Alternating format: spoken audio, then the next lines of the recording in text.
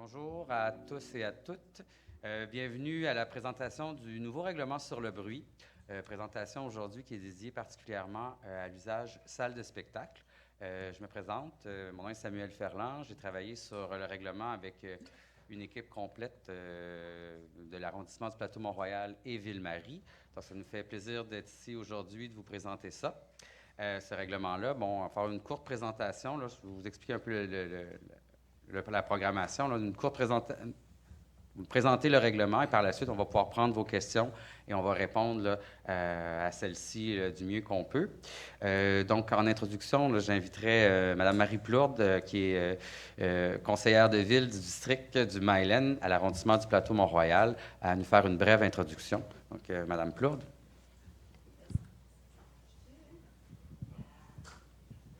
Bon, oui, ça marche. Alors, bonjour, bon matin, merci de vous être déplacés. Je sais que pour certaines personnes, ça peut être un peu tôt, donc on apprécie encore plus votre présence aujourd'hui. Non seulement on l'apprécie, mais elle est importante, elle est nécessaire. Le règlement sur le bruit c'est un jalon, un nouveau jalon qu'on passe aujourd'hui. En vous rencontrant, on s'entend qu'on n'a pas fini, ce n'est pas la dernière mouture.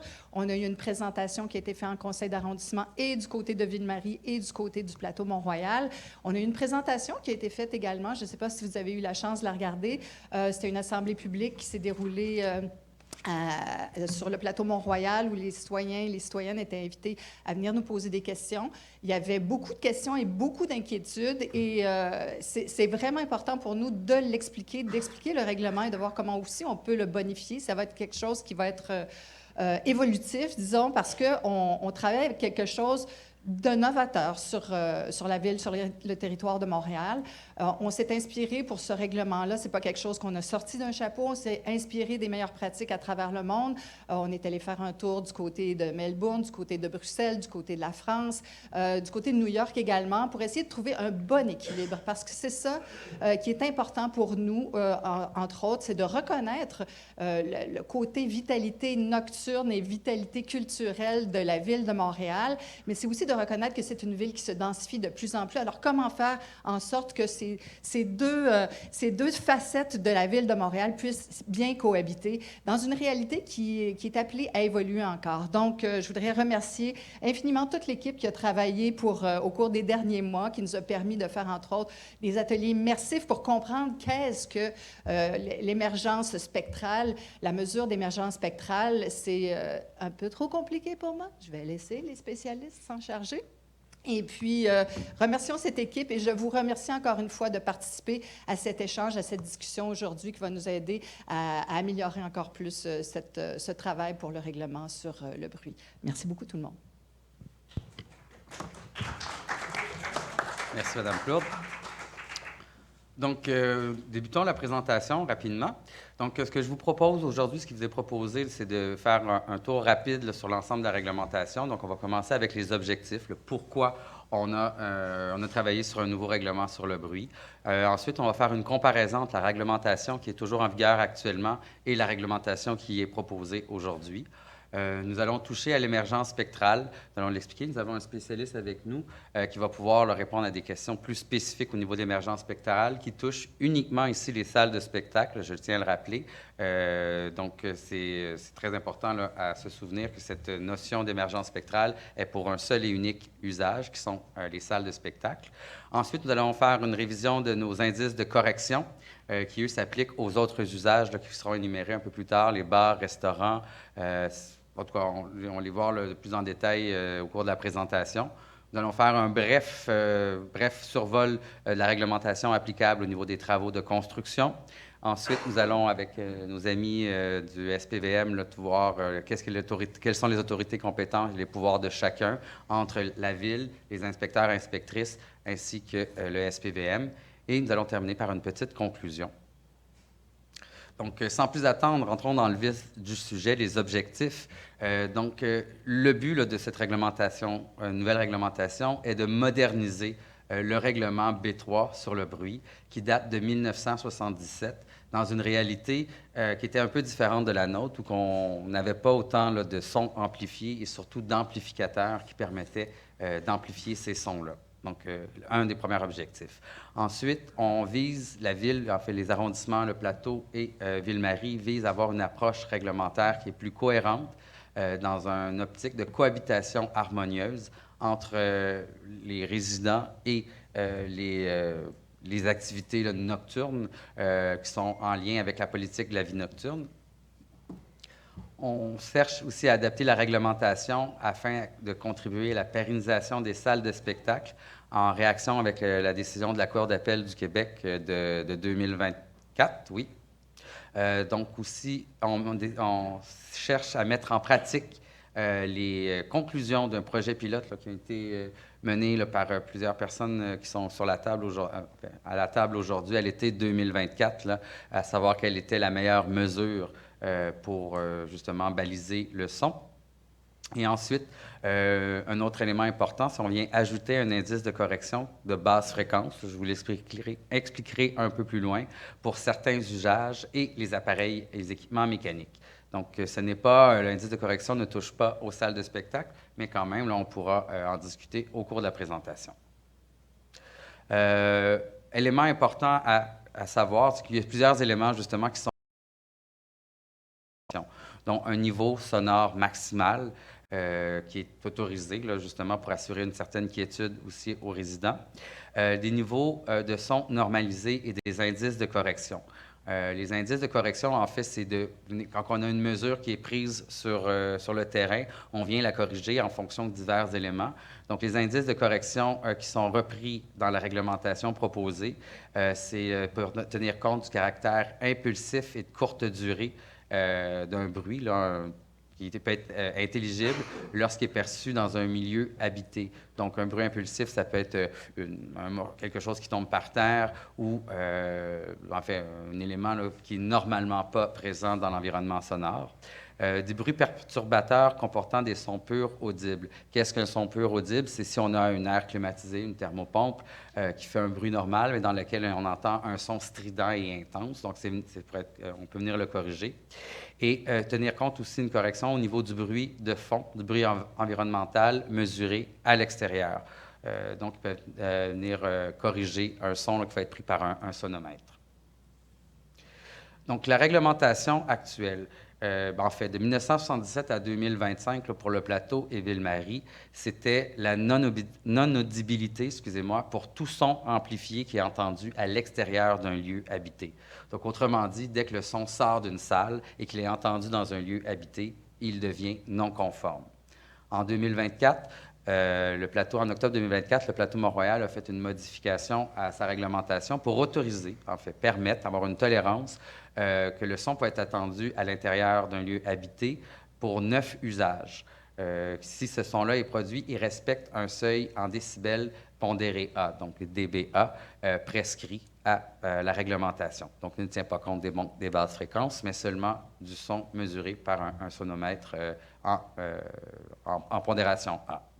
Ce qui est proposé à partir, en fait, lorsque le règlement pourrait être mis en vigueur, donc c'est autoriser un son perceptible, en fait, que le son perceptible produit au moyen d'un appareil sonore peut être toléré dans un lieu habité s'il respecte certaines conditions. Donc, pour l'usage salle de spectacle, donc c'est l'émergence spectrale de 3 dB de 23 h à 7 h la nuit et de 4 dB le jour, donc de 7 h à 23 h. Donc, ça, c'est vraiment pour l'usage salle de spectacle.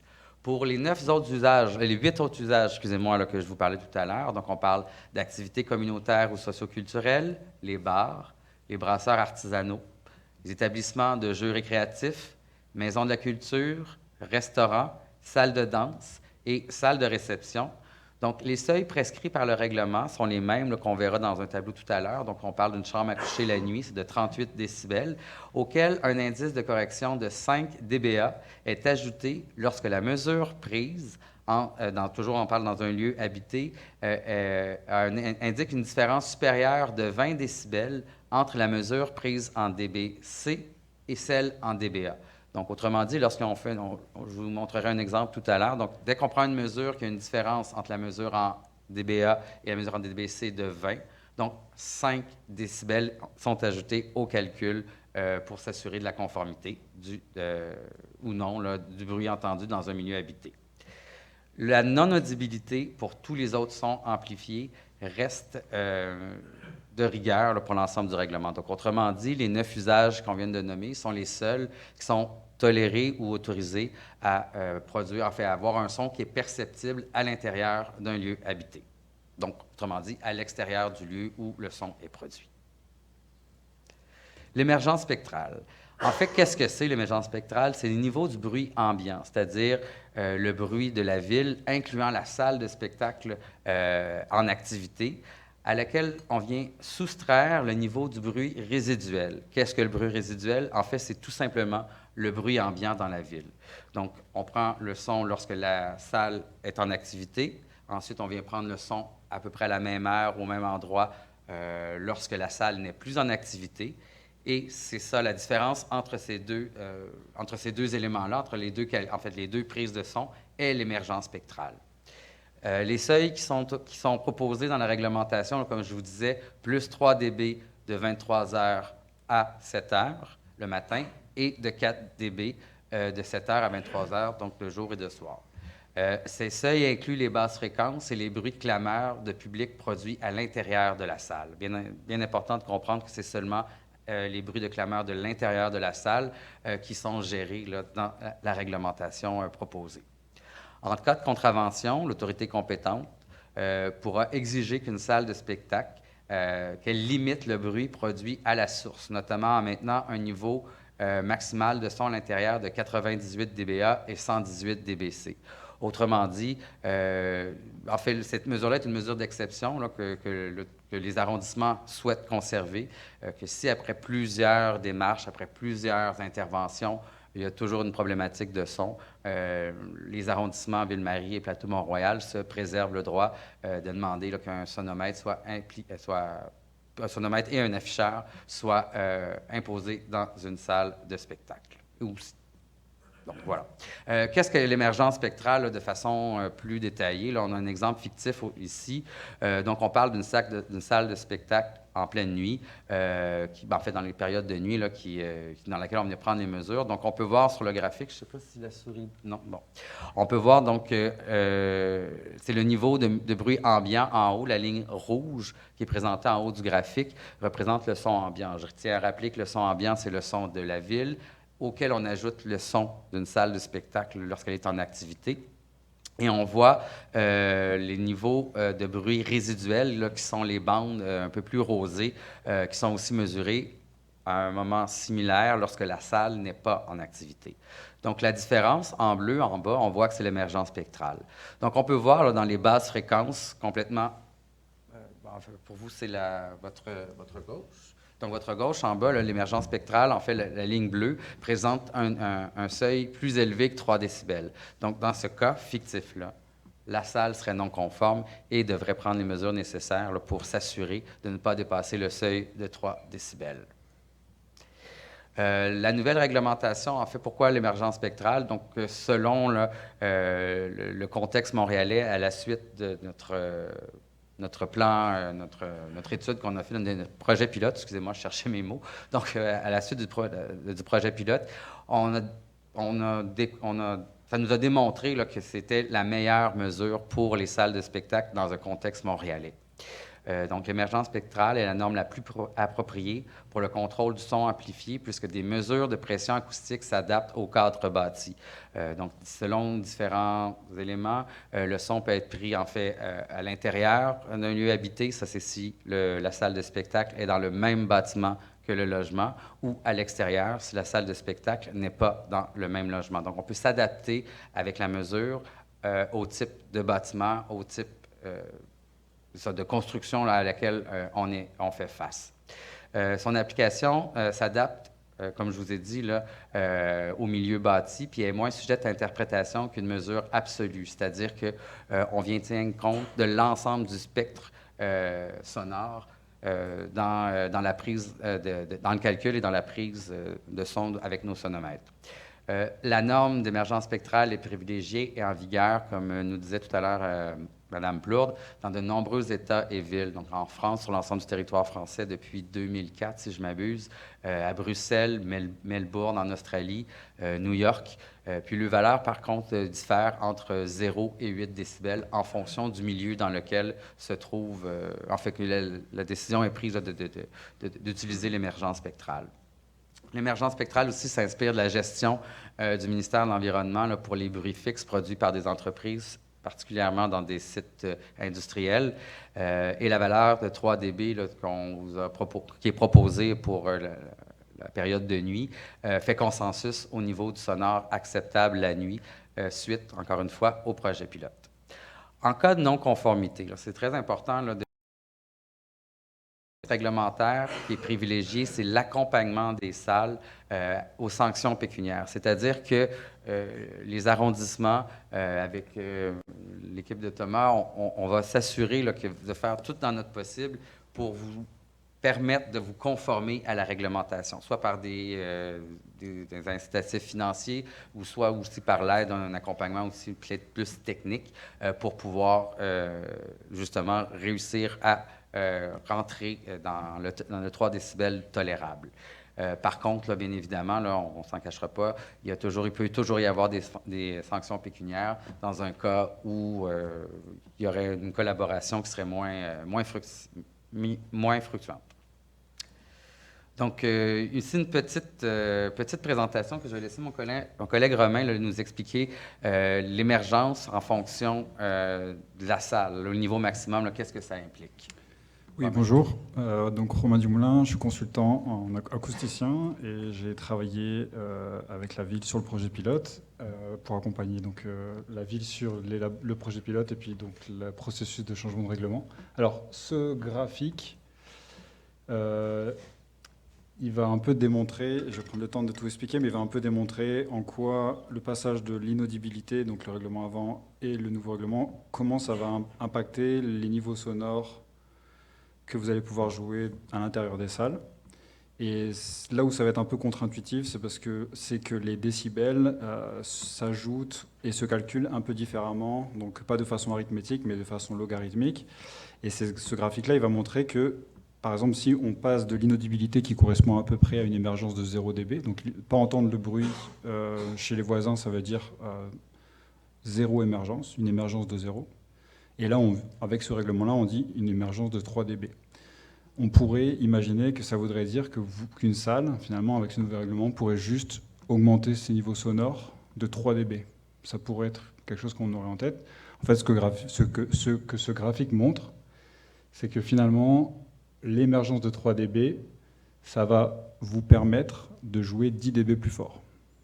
Donc ça, c'est ce qu'il faut retenir du graphique, c'est qu'un 3 dB d'émergence permet une augmentation des niveaux à l'intérieur de la salle d'à peu près 10 dB. Donc, si on voit une émergence qu'on mesurerait chez un voisin, donc l'axe... j'ai une mouche sur mon micro. Sur l'axe Y, c'est une émergence qu'on mesurerait chez un voisin. Donc, on est chez un voisin, on va mesurer le bruit de fond, on va mesurer ensuite quand la salle est en opération, et en même temps qu'on mesure l'émergence, on mesure les niveaux sonores dans la salle. Donc imaginez que quand la salle joue 80, donc ça c'est l'axe X, quand la salle va jouer, quand il va y avoir 80 dB en moyenne dans votre salle, il y a 0 émergence chez le voisin. Donc ça c'est le règlement d'avant, on n'entend pas la salle chez le voisin parce que vous jouez à 80 dB dans votre salle. Au plus vous allez augmenter les niveaux sonores dans votre salle, 81, 82, vous allez... Punaise. Vous allez voir que l'émergence sonore chez le voisin, elle va augmenter, logiquement. Plus vous jouez fort, plus l'émergence. Mais vous voyez que la façon dont l'émergence augmente, elle n'est pas linéaire. Ce n'est pas une droite. Ça monte de façon logarithmique. Et donc, finalement, pour arriver au 3 dB, qui est le dB, l'émergence proposée par bande d'octave, encore une fois, mais généralement, c'est les basses fréquences, ça va être à peu près un niveau de 101 dB. Donc ça, c'est comme ça que les sons s'ajoutent, et c'est comme ça que les niveaux sonores s'ajoutent pour arriver au 3 dB d'émergence. Donc autrement dit, passer de 0 à 3 dB d'émergence, ça revient à autoriser les salles à jouer 10 dB plus fort dans une certaine bande d'octave. Voilà, c'est ça que ça montre. J'espère que c'était clair. Merci Romain pour le petit cours de mathématiques logarithmiques. Donc maintenant, les indices de correction. Donc en fait, le tableau que vous voyez à l'écran, c'est un tableau qui existe déjà dans la réglementation actuelle, c'est-à-dire là, les seuils qui sont tolérés en fonction de la période et de l'endroit où la mesure est prise. Donc, c'est la même réglementation qu'actuellement. On est seulement venu modifier, en fait simplifier le tableau. Il faut comprendre que dans le règlement B3 actuel, il est en annexe. Donc, maintenant, on est venu le mettre directement dans la réglementation pour rendre ça un peu plus simple là, dans la mesure du possible. Et il y a la retrait de la normalisation sur la durée d'émission là, aussi qui est rentré en ligne de compte dans la proposition. En gros, c'est plus pour les équipements mécaniques, là, cette retrait de normalisation. Là, si on a un équipement mécanique qui fait un bruit qui dure 5 secondes, un bruit très fort en plein milieu de la nuit, ben, ça réveille les gens. Donc, c'est pour ça qu'on a décidé de retirer la normalisation sur la durée d'émission. Donc, même si le bruit dure 5 secondes qui réveille une famille complète, il va être considéré dans le calcul là, à l'intérieur du milieu habité. Donc, la nouveauté, c'est un indice de correction, comme je vous disais tout à l'heure, de 5 dBA. Lorsque la mesure est prise dans un lieu habité, indique une différence de 20 dB entre la mesure prise en dBc et en dBA. C'est vraiment pour les basses fréquences. Donc, cet indice de correction-là est ajouté au bruit perturbateur, qui soit autant mécanique qu'un son amplifié. Comme je vous disais, cet indice-là, par contre, là, je répète, l'indice de correction ne s'applique pas aux salles de spectacle, mais bien aux 8 autres usages que je vous ai nommés tout à l'heure. Les salles de spectacle, c'est vraiment un régime à part, c'est l'émergence, là, comme on vous a expliqué plus tôt et Romain là, aussi vous a démontré. Donc ça ici, c'est plus, étant donné qu'aujourd'hui, ce matin, on discute avec les salles de spectacle, c'est plus pour votre compréhension là, de la nouvelle réglementation. Donc, ces indices-là, qui sont encore nommés au tableau, là, à l'écran, pardon, c'est activités communautaires, bar, brasseur artisanal, établissement de jeux récréatifs, maison de la culture, restaurant, salle de danse et salle de réception.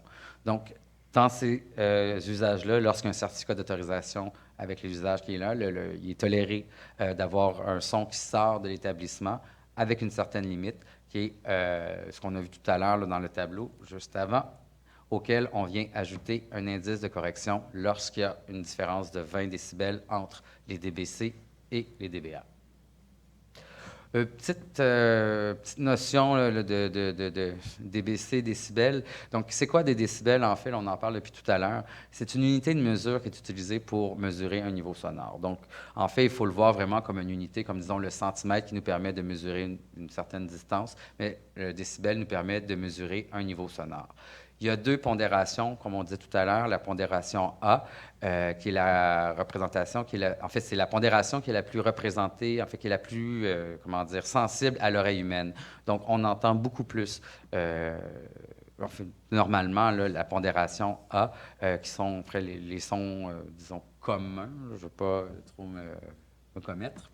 Et ensuite, on a la pondération C. Cette pondération-là, ça vient ajuster l'oreille humaine. C'est des bruits intenses. C'est des bruits qui peuvent être des vrombissements, des basses fréquences ou un bruit intense et sec. Donc, si on revient un peu là avec... J'ai entendu. Donc, si on revient un peu avec l'indice de correction, c'est qu'est-ce que ça implique, là, l'indice de correction qu'on disait tout à l'heure pour les indices de basse fréquence.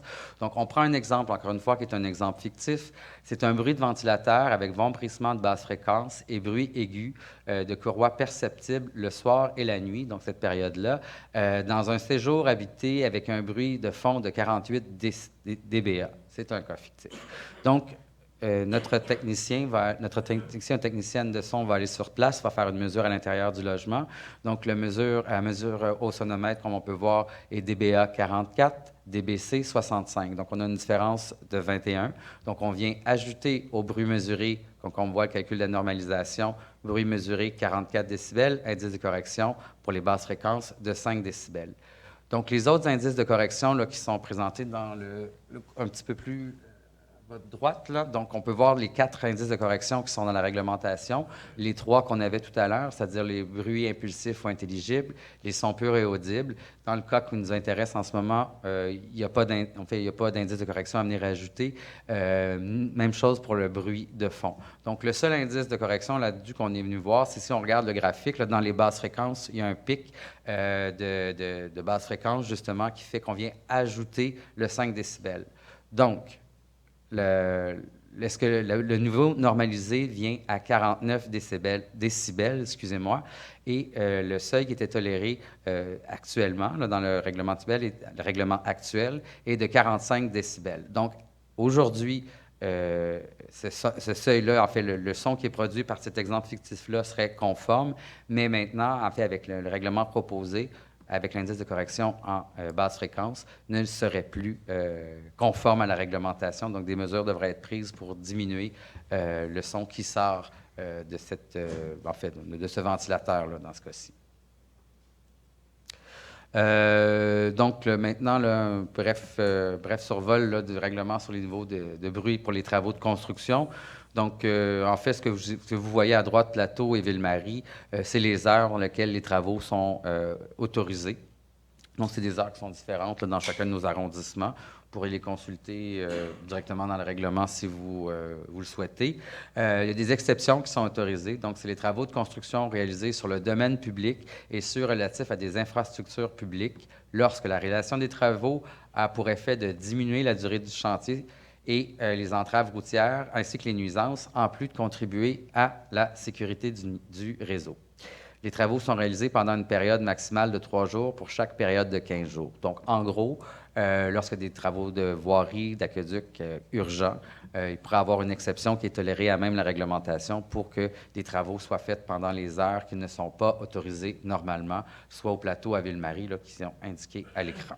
Donc, c'est vraiment aussi des travaux qui vont durer maximum 3 jours à chaque 2 semaines. L'autorité compétente, maintenant. Le but d'avoir toujours un article sur l'autorité compétente, qui est l'article 29 de la proposition réglementaire. Donc, c'est permet d'encadrer le tapage et les bruits excessifs rapidement grâce à l'intervention du SPVM. C'est un levier d'action qui est rapide afin d'agir instantanément lors d'une situation complexe à un moment A, par laquelle, surtout, là, nous, en arrondissement, on n'est pas disponible, enfin, on n'est pas en service. Éviter la complexification de certaines nuisances par une réaction qui est spontanée et immédiate de l'autorité compétente. C'est l'équivalent à l'heure actuelle là, de l'article 15 du règlement B3 des 2 arrondissements, là, Ville-Marie et Plateau-Mont-Royal. Donc, autrement dit, c'est une intervention rapide pour un cas particulier. Ici, une petite distinction là, qu'on vous propose en conclusion. En fait, qu'est-ce qu'est une intervention des inspecteurs de la Ville, l'inspecteur inspectrice de la Ville et du SPVM? Les inspecteurs et inspectrices de la Ville, c'est des requêtes qui sont issues de plaintes de citoyens relatives à des nuisances sonores qui durent dans le temps et qui sont émises durant la journée ou même la nuit. Lorsqu'il y a rendez-vous, là, pour justement, c'est la deuxième partie, c'est qu'on peut se déplacer à des heures qui sont pas les heures de bureau ordinaires, sur rendez-vous pour justement prendre ces mesures-là pour les citoyens et les citoyennes qui le désirent. Le SPVM, de leur côté, c'est des appels d'urgence qui sont signalés au 911 qui nécessitent une réponse immédiate et rapide. On vous invite, là, il y a un lien là, en ligne. Là, en fait, c'est le formulaire de questions et commentaires sur la nouvelle réglementation qui est en ligne depuis maintenant un peu plus d'1 mois et qui reste une foire aux questions et commentaires jusqu'au 25 juillet, à date à partir de laquelle on va commencer à regarder plus en détail là, ces commentaires. Bon, on a déjà commencé, mais on continue à les regarder et le but, c'est de voir comment on pourrait bonifier la proposition réglementaire. Je vous remercie et maintenant, je vous laisse la parole. Oui? Merci beaucoup. Merci de la présentation. Je voudrais également remercier le SPVM d'être partie prenante dans cette modification, de ce qu'on peut appeler un changement de paradigme. Je vais rappeler ce qui a été dit dans la présentation. On passe d'un règlement où il n'était pas permis d'émettre du bruit, où l'article 9 imposait l'inaudibilité, à maintenant une mesure de surbruit. On permet un surbruit et il y a un encadrement. Et c'est une mesure qui tient compte des spécificités qui tient compte des spécificités du cadre bâti. Donc, chaque dossier, chaque cas est différent parce que chaque salle a des aménagements différents et chaque maison, propriété riveraine, ont des aménagements qui sont différents également. Donc, ce règlement-là va nous permettre de prendre compte de ces spécificités-là. Également, j'aimerais revenir sur ce que Samuel a dit plus tôt. Ce n'est pas un règlement de coercition, c'est un règlement d'accompagnement. Et ce qu'on veut dire par là, c'est que que ce soit les salles de spectacle qui vont vouloir faire des mesures, qui vont voir peut-être un constat, bien, on va les accompagner pour les aider à se rendre conformes, et autant par l'expertise de nos équipes, mais aussi sous forme de financement. Parfois, ça va être un financement pour faire des études, pour identifier quels sont les problèmes de la salle, et aussi un financement pour leur permettre de devenir conformes. Donc, c'est vraiment important. Ce n'est pas une place où on veut punir. Au contraire, c'est d'accompagner les salles pour faire en sorte qu'on arrive à cette saine cohabitation. Alors voilà, on a hâte de vous entendre. Il n'y a pas de mauvaises questions. Je sais que c'est très technique. Je pense que ça fait 10 fois que je vois la présentation. Je redécouvre des choses, je me repose d'autres questions. Donc, ne vous gênez pas pour poser des questions. Voilà, je vous cède la parole. Est-ce qu'il y avait des questions? Vous pouvez déplacer votre rencontre.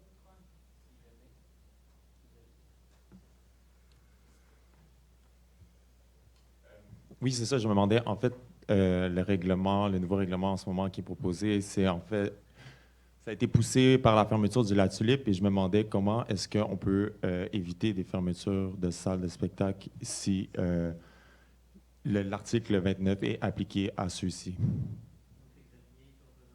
Les scènes de musique alternative du Québec, les SMAC. En fait, je peux répondre. Je ne veux pas aller dans le passé. Par contre, pour l'avenir, comme on vient de dire, comme Mme Plourde vient de dire, oui, il va y avoir des mesures qui vont être prises au niveau sonore pour s'assurer du respect de la tolérance. Par contre, là, on va avoir un accompagnement si les mesures sont dépassées. Au niveau de l'article 29, je pense que je peux laisser un collègue du SPVM vous répondre. Bonjour. Je suis Sylvain Marleau, le commandant du poste 38, là, en passant pour le plateau Mont-Royal. Quand on va avoir des appels pour les salles de spectacle, puis on va juger que le bruit est excessif, bien entendu, on va vous en faire part, mais surtout, on va aviser nos collègues de l'arrondissement qui, eux, ont des appareils, des outils qui vont permettre de pouvoir mieux vous orienter, là, justement, là, pour vous dire l'heure juste là, dans ça. Là. Fait que, tu sais, on est vraiment loin de dire qu'on va fermer des endroits. Ce n'est pas notre but, ce n'est pas l'intention, puis je ne pense pas que ça va être ça. Mais on va travailler en équipe avec l'arrondissement vraiment pour mieux vous renseigner puis vous donner les outils pour vous conformer dans le cas où est-ce que ça serait, il n'y aurait pas de conformité. Là. Ça marche pour vous? Oui, c'est bon.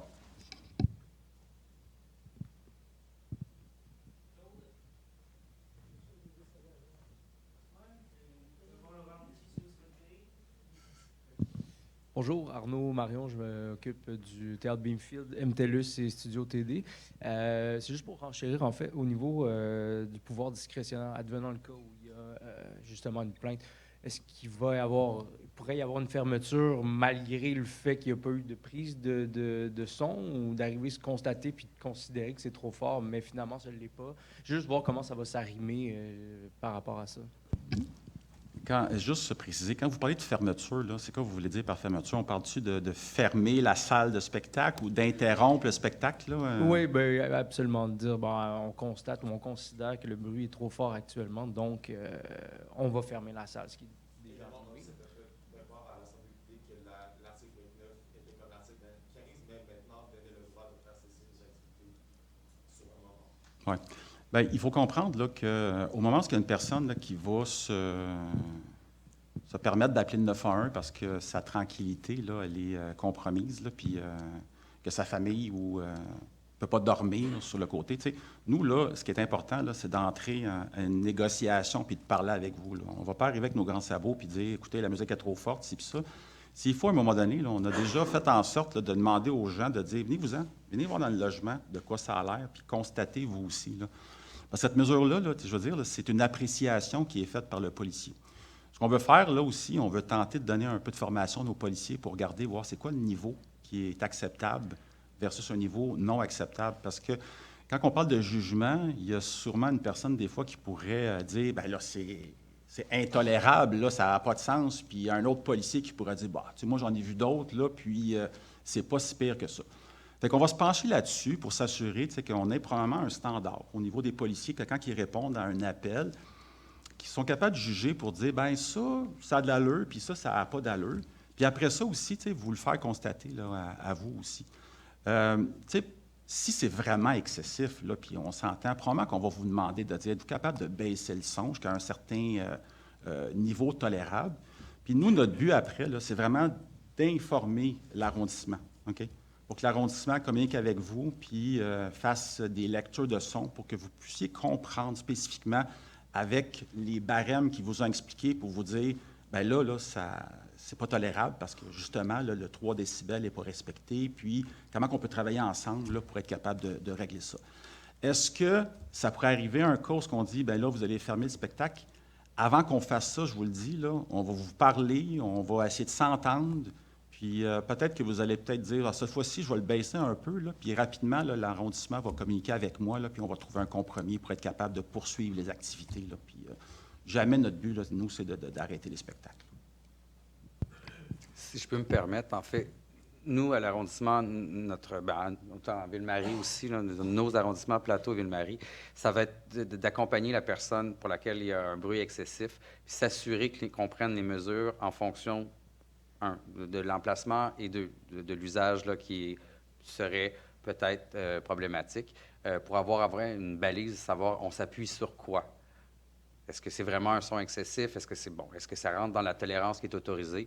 Ça va être notre travail par la suite, là, une fois qu'on va avoir pris compte, en fait, on va avoir un contact là, ensemble pour s'assurer que la réglementation est respectée. Et comme on a dit un peu plus tôt et comme Mme Claude l'a répété, s'il y a un bruit excessif qui est vérifié là, grâce à un calcul, des mesures précises, il va y avoir un travail d'accompagnement qui va être possible pour s'assurer que le son reste dans la salle.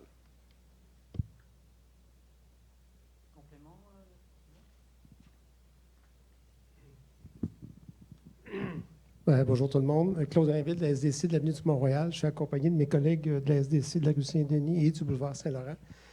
Dans un premier temps, merci. C'est un travail colossal. S'il fallait que je passe un examen oral avant de sortir d'ici, j'aurais 2 sur 10 probablement. Merci aussi de vous être inspiré de ce qui se fait ailleurs. Hein. C'est toujours bon d'avoir des références. Je manque jamais l'occasion de dire que les promoteurs ou les producteurs de spectacles opère un bar pour produire des shows, puis un propriétaire de bar essaie de créer de l'animation pour opérer son bar. Alors, merci d'avoir cette sensibilité-là pour ceux qui exploitent des salles de spectacle. C'est toujours difficile, année après année, quand les saisons estivales recommencent, puis je suis le premier à poser la question chaque année, c'est quoi déjà le rôle de la Ville, c'est quoi déjà le rôle du SPVM, le jour, le soir? Puis ma question plus spécifique, c'est qu'on a aussi des abonnés aux plaintes. Hein, souvent, on a des gens qui, pardonnez-moi l'expression, qui punchent systématiquement ou des fois, ça cible un établissement particulier. Comment on va trouver, parce qu'une fois qu'on a regardé tout ça, là, dans l'application, ça m'apparaît assez complexe, là, les mesures de son, puis tout ça. Comment on va être capable de se trouver un temps pour se rencontrer et dire, OK, c'est quoi la place du discernement dans tout ça? Parce qu'on comprend que la Ville ou le service de police, quand vous recevez une plainte, vous avez une certaine obligation de la traiter. Mais moi, j'ai à cœur aussi de préserver cette fonction-là culturelle qu'il y a dans notre quartier, qui est importante, qui fait travailler des artistes, qui fait travailler du personnel, puis tout ça. Comment on va trouver le bon chemin, une fois qu'on a ce règlement-là qui est quand même assez clair et assez précis, pour dénouer ces nœuds-là qui vont nécessairement se présenter? Il y en a déjà. Si vous me permettez, en fait, la réglementation, justement, c'est des normes. C'est des normes qui sont établies lorsque nos équipes vont aller faire les mesures nécessaires sur place. C'est respecte ou respecte pas la norme. Donc, c'est sur ça qu'on se base. C'est la base du règlement. Donc, si quelqu'un dit que nos normes n'ont pas de sens, bien écoutez, c'est des normes qui ont été travaillées, qui ont été travaillées et vérifiées par des experts en acoustique, des ingénieurs. puis aussi avec une expérience, là, autant ici à la ville que dans tous les endroits qu'on a pris comme référence. Donc, il n'y a pas de zone grise une fois que les mesures sont prises. C'est ça respecte ou ça ne respecte pas la réglementation en vigueur. OK. Mais vous comprenez mon point que pour nous, il y a une distinction importante entre un propriétaire de bar qui fait du karaoké le samedi soir puis un producteur de show qui fait 200 shows par année qui pourrait avoir son établissement fermé. On n'est pas dans le même registre, là. Fait que je comprends que le règlement, c'est le règlement. Mais moi, ce que je dis, c'est qu'il va falloir qu'on trouve un terrain pour aller mesurer, faire des rétrofits pour voir c'est quoi l'impact que ça pourrait avoir sur... monsieur a parlé du MTELUS. Là. Il n'y a personne qui a envie de lire quelque part que le MTELUS est fermé. Pas plus que moi, j'ai envie d'entendre que Salarosa ou le verre bouteille ne peut plus faire de show. C'est toute notre scène culturelle là, qui est au bout de ça. Là. Mais si je peux me permettre, vous pourrez y aller. Là. Mais en fait, c'est ça. C'est que nous, une fois qu'on a fait une mesure, si elle n'est pas conforme, notre but, c'est pas rien de fermer. Notre but, c'est justement de s'assurer que les mesures soient prises pour respecter les normes qui sont inscrites au règlement. Est-ce que ça nécessite des travaux? Est-ce que ça nécessite... C'est tout à fait possible, des travaux majeurs, mineurs, je ne sais pas, je ne suis pas un expert de la construction. Par contre, notre but, puis en fait, c'est le mot d'ordre qu'on a depuis le début là, de ce projet-là, c'est qu'est-ce qui est possible de faire justement pour s'assurer de respecter la règle.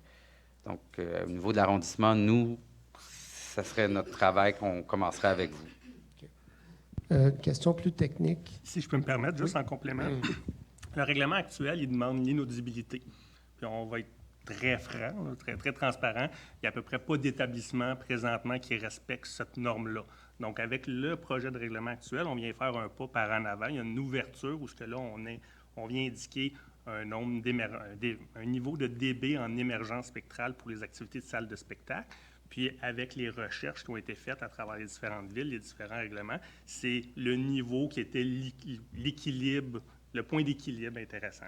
Donc, est-ce qu'on est fermé, puis ça va être uniquement ça? Pour l'instant, c'est ce qu'on a vécu dans le projet pilote. Les résultats étaient bons. Donc, c'est pour ça qu'on a pris cet enlignement-là.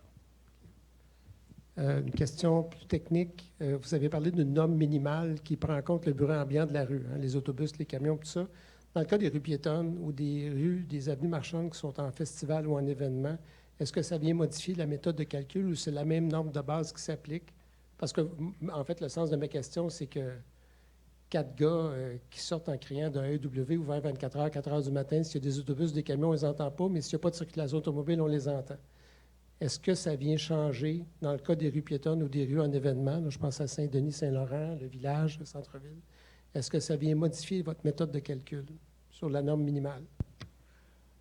En fait, la méthode de calcul, c'est un sonomètre qui est placé à un endroit pendant une période de temps. C'est 24 heures qu'on avait dit, c'est ça. Donc, pendant ce temps-là, il y a le son qui est mesuré en continu.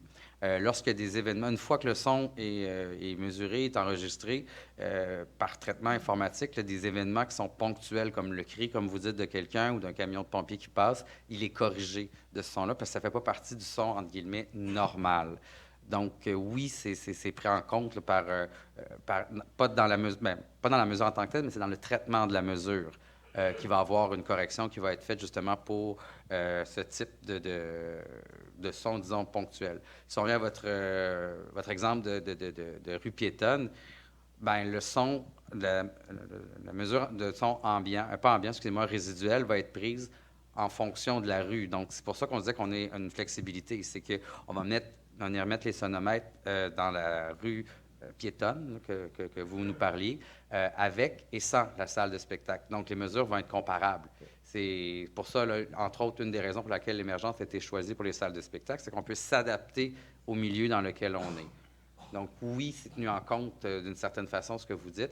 Et puis, si en hiver, la même rue, là, je viens en tête là, avec la rue Sainte-Catherine, ici, là, un peu plus à l'est, si la rue redevient en voiture, là, disons normale, comme on peut dire, le son va être, enfin, la mesure va être prise dans cette ambiance-là, c'est-à-dire dans une rue qui ne sera plus piétonne. Donc, autant le bruit ambiant que le bruit résiduel va être pris en fonction de l'habitat, pas de l'habitat, du milieu urbain dans lequel on se trouve. Merci.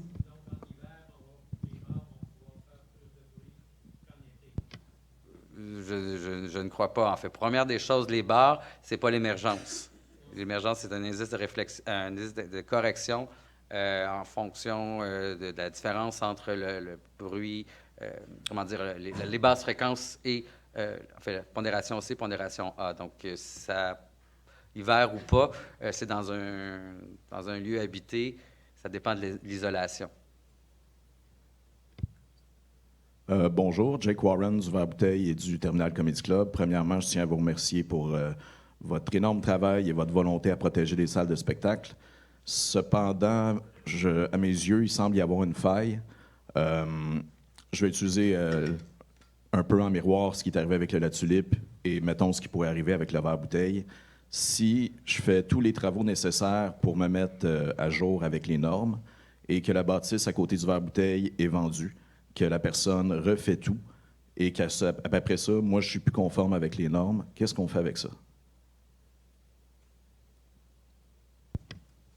Bien, écoutez, la première chose qui me vient en tête, là, c'est en fonction de ce qu'on a travaillé. Si vous mettez votre bâtiment aux normes, c'est votre bâtiment qui est aux normes. Donc, en fait, le son ne sortira plus de ce bâtiment-là. Qu'est-ce que vous voulez dire par le bâtiment à côté? S'il fait d'autres travaux? Je vais en profiter pendant que Romain est là. On a travaillé ensemble sur une étude. En fait, quand on prend les mesures pour se mettre aux normes chez le voisin, si le voisin fait des grosses rénovations, cette mesure-là devient caduque. Elle ne sert plus à rien. Elle va être modifiée. Elle va peut-être être améliorée ou elle va peut-être être pire. Je ne sais pas si vous me suivez. Si la personne enlève le gypse pour exposer son mur de briques, on perd une partie d'isolation. Donc, c'est ce que je comprends. Puis là, il faut mentionner que c'est un cas où le voisin il est dans le même bâtiment. Parce que dans les cas où c'est pas dans le même bâtiment, justement, le fait de mesurer à l'extérieur, ça ne changerait rien. Il peut changer toute l'isolation qu'il veut, on mesurerait à l'extérieur. Mais vous, le cas que vous mentionnez, c'est spécifique où le logement ou le voisin il est dans le même bâtiment que votre salle, c'est ça? Non, pas du tout. Je ne sais pas si tu te rappelles, Romain, comment c'est fait chez nous. Mais si vous me permettez, en fait, là, c'est si votre voisin, par exemple, vient faire des travaux importants dans son bâtiment, il va devoir faire ses travaux conformément, en respectant les normes et codes en vigueur pour la construction. On parle du règlement de construction de la Ville, du Code de construction du Québec. Donc, on s'entend que de la façon qu'on construit puis qu'on rénove aujourd'hui, on est beaucoup plus soucieux de la qualité puis comment c'est fait qu'auparavant où on avait des lattes de bois avec du crin de cheval puis du plâtre. Donc, certainement, s'il fait des travaux importants dans son bâtiment devrait avoir une meilleure qualité de construction. Ça ne sera pas parfait, on ne peut pas faire du neuf 100% avec du vieux, mais il va certainement devoir l'améliorer. Donc, en complément à ce que M. Dumoulin mentionnait, déjà là, l'exercice de mesure puis d'analyse, ça prend en compte une mesure qui est extérieure des bâtiments. Donc, déjà là, on vient d'enlever l'intrant de la composition d'un mur, par exemple. Mais en plus, là, s'il y a des travaux majeurs, il y a des normes de construction qui s'appliquent. Donc, pour moi, je trouve que dans l'exemple que vous me soumettez, il n'y a pas d'impact négatif en lien avec les activités des salles de spectacle. OK, merci. Bonjour, Conrad de la SDC du boulevard Saint-Laurent. En fait, moi, c'est plus une question technique, là, donc corrigez-moi si je me trompe, mais de ce que je comprends, vous utilisez une disposition, un article permettant quand même d'intervenir quand le son dépasse 98 décibels. Ça, est-ce que c'est expliqué dans la loi ou dans le règlement plutôt? À quelle distance de la source ça doit être pris ou est-ce qu'il y a des dispositions par rapport à ça? Vous parlez en fait, le fait d'imposer un afficheur à l'intérieur des salles? Non, le fait d'avoir un maximum quand même à 98 décibels dans les salles. Oui, ça c'est dans les salles. Mais en fait, c'est un règlement c'est une norme qui existe actuellement. C'est 98 décibels en dBA. C'est la norme qui est actuellement en vigueur. On reprend cette norme-là à laquelle on vient ajouter une norme de DBC si et seulement si on n'est pas capable de réussir là, avec diverses méthodes, diverses approches, diverses collaborations à assurer que le 3 dB ou le 4 dB en fonction de l'air là, est respecté ou non dans une salle de spectacle.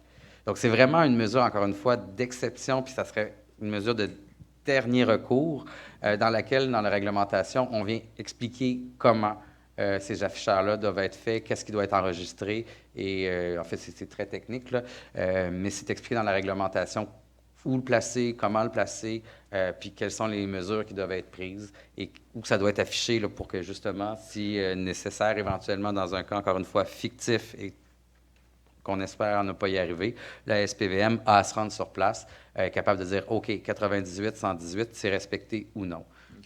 OK, donc c'était pas clair que c'est en référence avec les afficheurs. En fait, ma deuxième question, c'est aussi par rapport à ça. Si, par exemple, l'émergence est calculée à 0 décibels, mais à 90, l'émergence de 0 à 90, donc il va y avoir quand même un dépassement du 98, de ce que je comprends. S'il y a une salle, quand vous jouez à 90 dans la salle, donc au passage, c'est une moyenne spatiale. Donc, juste le terme, c'est le niveau de 98, on mesure une moyenne spatiale. Donc, on se balade avec le sonomètre, on fait une moyenne, puis c'est ça 98. Effectivement, si quand vous mesurez le graphique que j'ai montré, si vous mesurez 90 moyenne spatiale dans une salle, ça correspond à 0 dB d'émergence.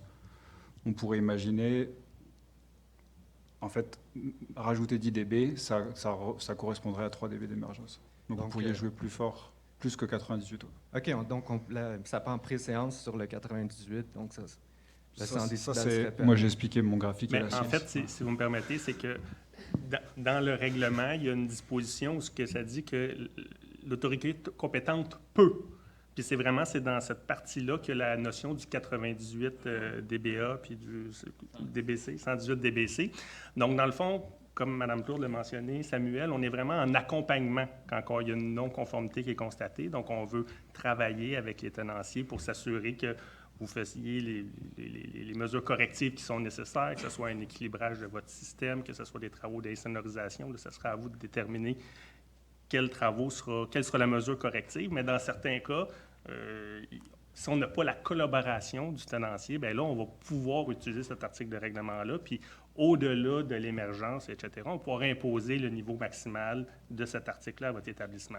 Mais encore là, ça, c'est un cas d'exception où on est un peu dans un cul-de-sac où on n'arrive pas à avoir là, les mesures correctives qui s'implantent. En fait, je pose la question parce que, je donne un exemple, si une salle de spectacle décide de mettre plus d'argent pour l'insonorisation, ils sont capables de mettre un niveau plus haut. Puis pour éviter qu'il y ait une police qui se présente puis qui voit que 98,5 a dépassé malgré le fait qu'il a le droit d'avoir un volume plus élevé, en fait. Donc, juste pour avoir un peu de précision. Juste pour préciser, en fait, nous, on n'ira pas calculer là, systématiquement dans les salles. Je sais qu'au niveau des normes du travail, là, il y a un maximum de 98 à respecter, mais c'est autre chose. Là. Nous, on ne va pas mesurer ça. On va aller mesurer dans les salles uniquement lorsque, encore une fois, dans une situation difficile ou qu'on a une collaboration qui ne fonctionne pas, uniquement si la norme d'émergence de 3 dB, qui soit prise à l'intérieur d'un lieu habité ou à l'extérieur, n'est pas respectée. On n'ira pas, il n'y a pas personne ici à la table là, qui va aller se promener dans chaque salle de spectacle, s'assurer que c'est 98. On ne veut pas aller là. On garde, on garde cette clé-là dans notre jeu de clés si éventuellement on a une situation exceptionnelle dans laquelle on n'arrive pas à s'entendre, mais c'est pas, c'est pas un élément qu'on veut systématiquement utiliser. J'ai une petite précision technique. Là, ces valeurs-là, ce n'est pas des dBA. Donc là, on est en train de mélanger 98 dBA, alors que ces valeurs-là, c'est des niveaux par bande d'octave. Donc c'est les niveaux d'émergence. Puis quand on prend chaque bande d'octave, il faut les ajouter entre elles pour donner un niveau qui est un niveau global auquel on ajoute la pondération en dBA. Donc là, il y a eu un petit... En fait, ce qui vient de se passer, là, on a un peu mélangé de la valeur en dBA et ces niveaux-là qui sont pour chaque... Donc en gros, on va dire que les basses, par exemple. Donc, je comprends, c'est pas évident. Donc généralement, le niveau dans les basses, il est toujours plus bas que le niveau global, puisqu'en fait, en rajoutant chaque bande d'octave, ça va s'ajouter. 90 plus 90, ça fait 93. Et donc on peut avoir 90 dans les basses et avoir un niveau global de 98 dBA. Ça peut arriver, dépendamment du spectre. Ça répond plutôt à ma question. Merci.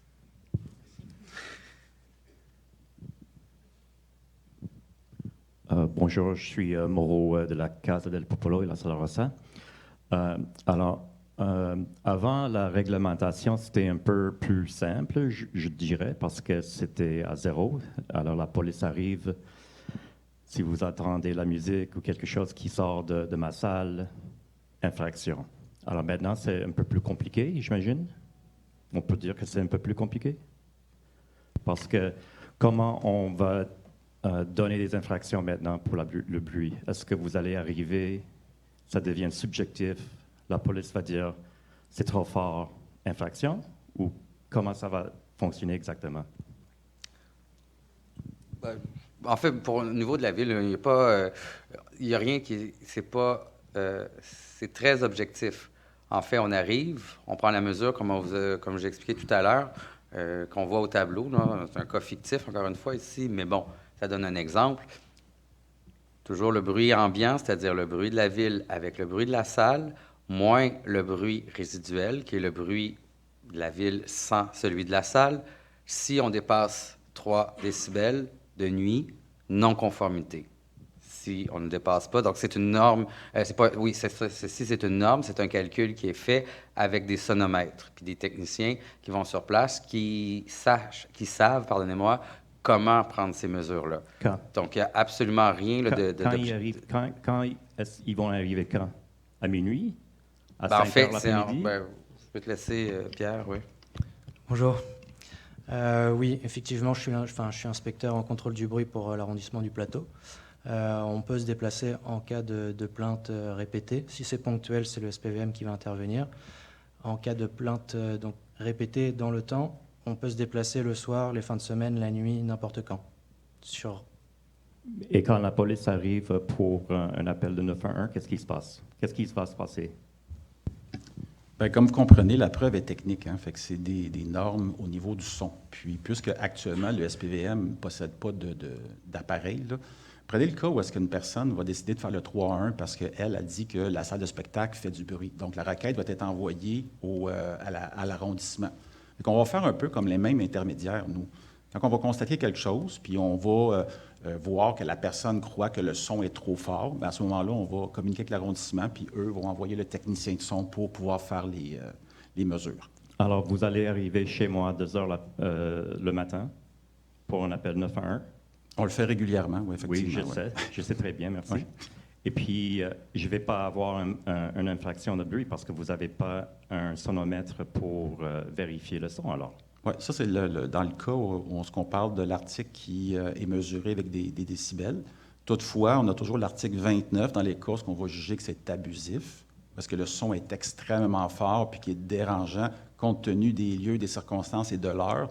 On pourrait vous demander de vous conformer sur le champ. Donc, ça veut dire qu'on va vous donner un ordre de baisser le son pour vous conformer à ce que ça soit tolérable. Et si vous obtempérez à cet ordre-là, à ce moment-là, bien, on ferme l'appel, puis la situation est réglée. OK. Alors, ça devient subjectif à la fin.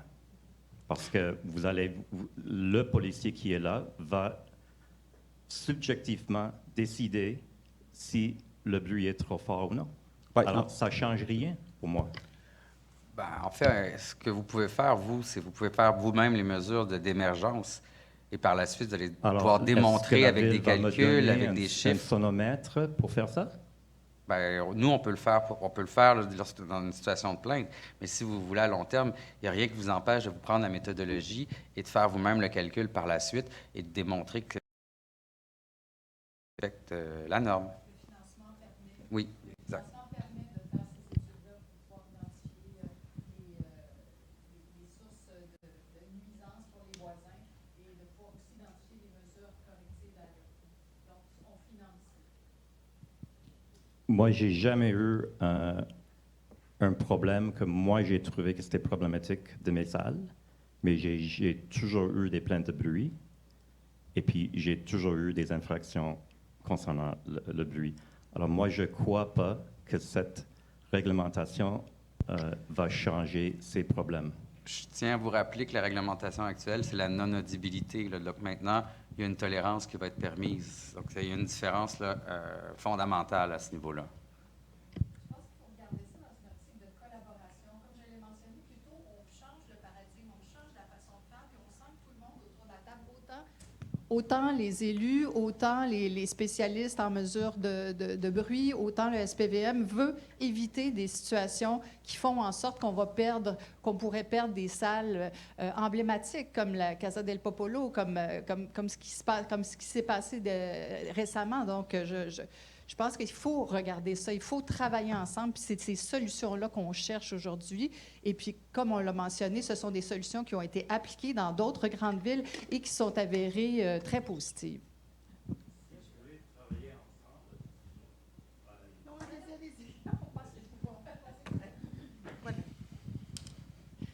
Si on veut travailler collaborativement, pourquoi vous ne pouvez pas juste venir chez moi et on va le faire ensemble? On peut aller chez Jake, on fait les études directement là, on va chez lui, on va les faire directement là, et puis c'est fini.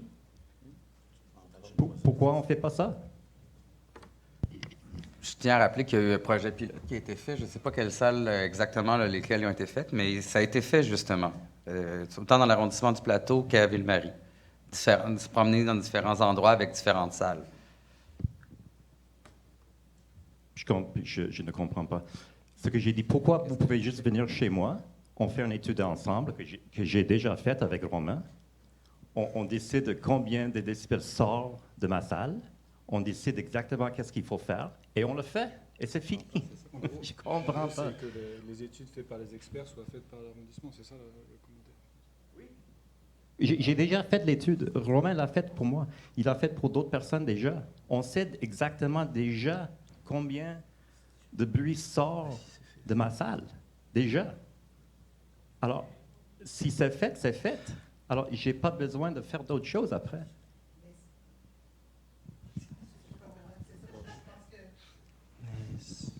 Si je peux me permettre, sachant que vous l'avez fait, puis vous savez que vous êtes conforme. Non, mais...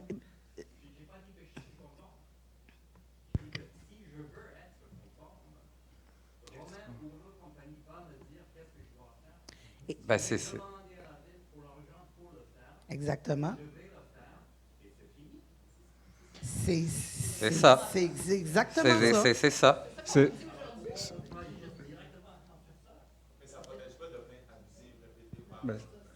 Ah ben là, ça, on ne contrôle pas les résidents, mais... Hakim du Cabaret Lion d'Or, ça va dépendre aussi du type de spectacle que vous avez. Si vous avez un show heavy metal, c'est pas la même chose que vous avez un orchestre de chambre qui va jouer. Là. Fait que, est-ce que ça veut dire qu'éventuellement, parce que les moyens, la Ville nous donne des moyens, les salles de spectacle, en fait, les petites salles ont des moyens qui sont limités. Nous, on est en processus en ce moment. Fait qu'il y a des choses à faire, mais à un moment donné, il va y avoir des limites. Moi, comment je vois ça, c'est qu'à un moment donné, il y a quand même des limites au niveau structural avec les voisins, parce que la plupart du temps, on a des voisins qui sont collés. Hein, fait que le son, c'est pas juste extérieur. Là, ça, c'est beaucoup plus compliqué à gérer. Fait que je ne sais pas les autres salles, là, mais en tout cas, nous, on a des voisins qui sont très, très proches. Éventuellement, ce que je le vois, c'est que peut-être on va être obligé de dire ben, tel type de spectacle, on ne peut pas le faire parce que, puis c'est de la culture, le heavy metal, c'est de la culture, là, parce que les moyens sont quand même limités. Là, je veux dire, on a beau, en tout cas, peut-être si on avait tous les moyens du monde, et encore là, je veux dire, à un moment donné, il y a une limite, fait que ça veut dire qu'on va être obligé de jouer dans notre programmation. C'est la crainte qu'on a. Et puis en ce moment, on va faire des travaux, puis on le sait que ça va nous aider beaucoup, mais ça sera pas, on va être toujours on va être obligé de choisir à un moment donné. C'est ce que je me demande. Là. Si je peux me permettre, je suis 100% d'accord avec Hakim. On a utilisé au Barbouteille le volet 1 de la subvention pour les nuisances sonores. On a fait des travaux à hauteur de 88 000 si ma mémoire est bonne, financés en grande partie par la Ville de Montréal. Merci pour ça. Sauf que le 88 000 d'investissement n'a pas changé grand-chose, très honnêtement. C'est ma grande crainte, c'est est-ce qu'on va se retrouver dans une situation où est-ce qu'il va falloir investir 400 000 dans une bâtisse qui ne nous appartient pas pour s'insonoriser, pour arriver aux normes. C'est où est-ce que ça s'arrête, dans le fond? Je tiens à répéter qu'on fait un pas en avant en permettant justement qu'il y ait un son perceptible dans les milieux habités. Par contre, on parle de cohabitation. Donc, nous, ce qu'on cherche à faire ici, c'est une espèce de... On s'est inspiré de consensus dans divers endroits à travers le monde qu'on a nommés, à savoir qu'est-ce qui est tolérable et qu'est-ce qui n'est pas tolérable. Donc, on permet, oui, à salles de spectacle et à d'autres usages de faire un bruit qui peut sortir de leur emplacement, mais il faut quand même avoir une certaine compréhension de l'entourage. Donc, nous, la façon que vous arrivez à vous conformer, c'est pas que ça ne nous intéresse pas, mais ce qui est important pour nous, c'est de s'assurer de la conformité pour avoir une cohabitation entre vous et les gens. Là, comment vous travaillez?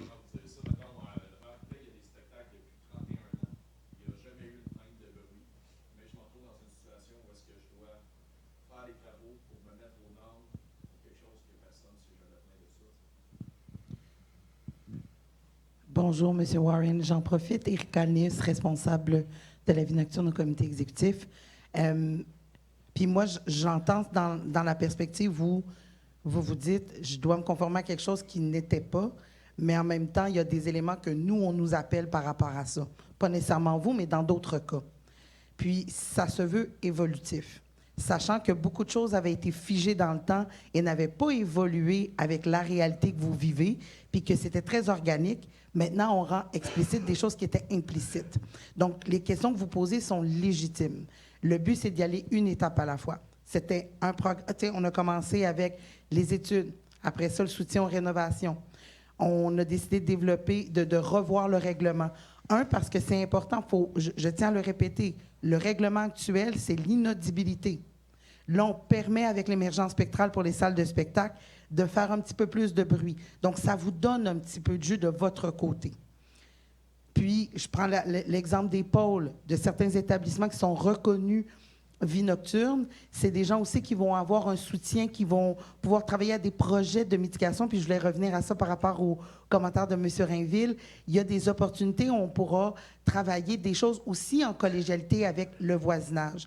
Donc, on y va une étape à la fois, puis je peux comprendre l'incertitude. Moi, ce que je veux vous dire, c'est qu'on va y aller une étape à la fois, et c'est rare qu'on a une collaboration comme celle-ci, où on est tous ensemble pour avoir la conversation par rapport à certains éléments. Je vais aussi revenir sur les propos du commandant, où avant, le règlement dit inaudibilité, c'est ça. L'idée, c'est de pouvoir avoir cette collaboration-là avec les promoteurs, avec les salles de spectacle, puis dire, regarde, dans le code de l'article 15/29, il l'a bien dit, on va prendre le temps de parler à nos gens pour avoir une compréhension commune par rapport à ce que veut dire le bruit excessif. Puis, on va tenter une étape à la fois de dire, OK, on peut ajuster ça. On va parler avec l'arrondissement, voir qu'est-ce qui est possible. Donc, je peux comprendre dans une perspective qu'une salle de spectacle peut se dire, bien, ça veut peut-être dire certains ajouts, certes, mais c'est pour ça qu'on est venu avec un programme pour aider les salles de spectacle le plus possible aussi. Donc, ce que j'ai envie de vous dire, c'est on va y aller une étape à la fois. Je peux comprendre que pour vous, c'est ce qu'on veut prévenir, c'est des situations dans le futur qui feraient que vous auriez des plaintes aussi, ce qui n'est pas nécessairement... c'est pas une garantie. Je peux pas vous dire que ça n'arrivera pas, mais une étape à la fois, on veut éviter ça pour assurer cette cohabitation-là.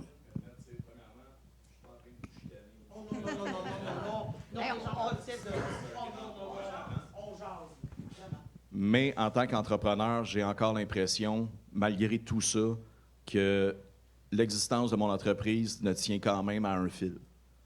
C'est ça qui est extrêmement difficile, puis je ne peux pas parler pour les autres propriétaires de salles de spectacle, mais ce feeling-là, il est encore là. T'sais. Fait qu'on dirait que je suis vraiment heureux de ce qui se passe, mais il y a un pas de plus par en avant, je pense, qui pourrait exister pour nous protéger. Qu'est-ce que vous voulez dire par un pas de plus? Est-ce que vous avez des suggestions? Je pense que ça sert à ça aussi, cette rencontre. J'en ai, mais je vais les garder pour le 17.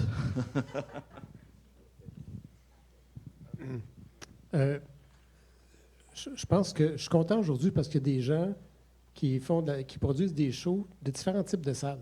De MTLUS en passant par Solar Rosa, le Divan. Probablement que juste ici, aujourd'hui, il se produit 2000 shows par année. Facile. De tout acabit. Puis, je veux quand même vous sensibiliser au fait aussi que malgré les règlements, puis moi aussi, je trouve que c'est un pas en avant important qui se fait aujourd'hui, puis ça démontre aussi toute la difficulté de naviguer là-dedans.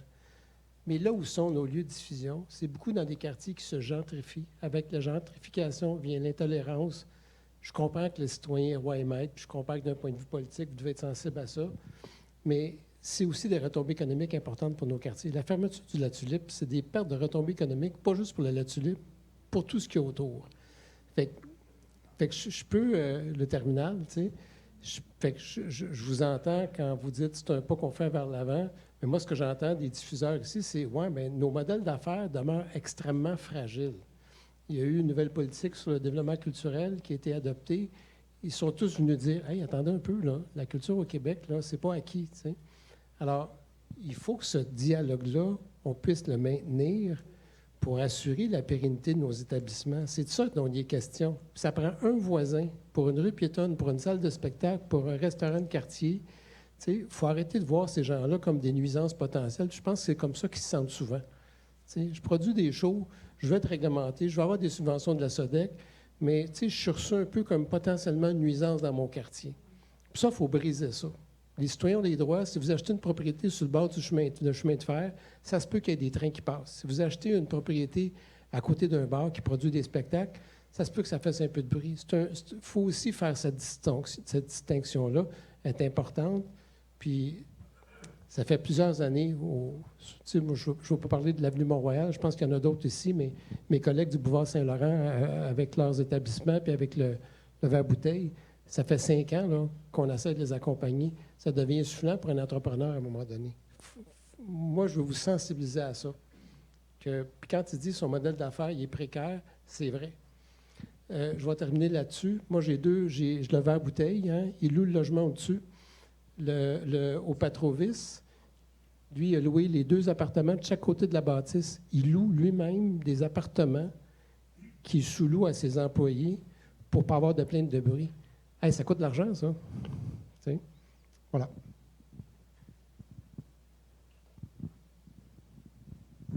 Merci beaucoup pour vos commentaires. Je vais faire ça vite parce que j'imagine qu'il y a d'autres questions.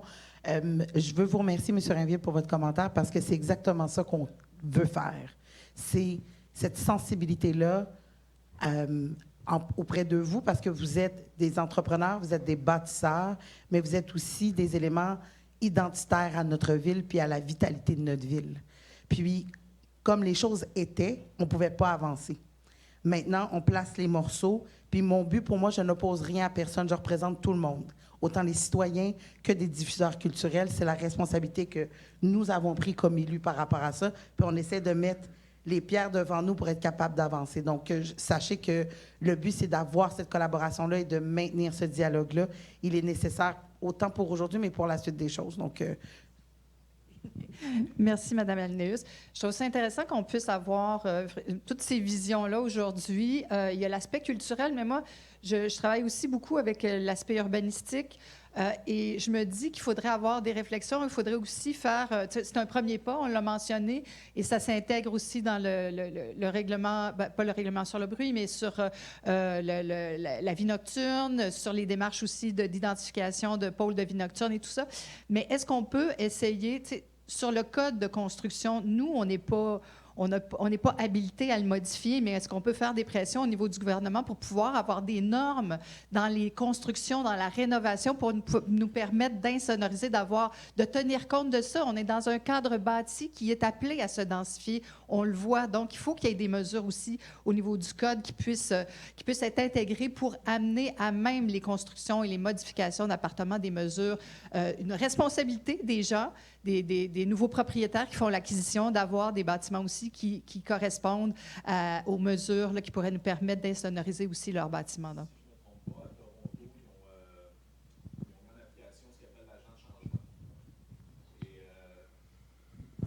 En fait, ce que ça fait, c'est que c'est la personne qui vient s'installer qui doit s'adapter à l'environnement qui existe déjà.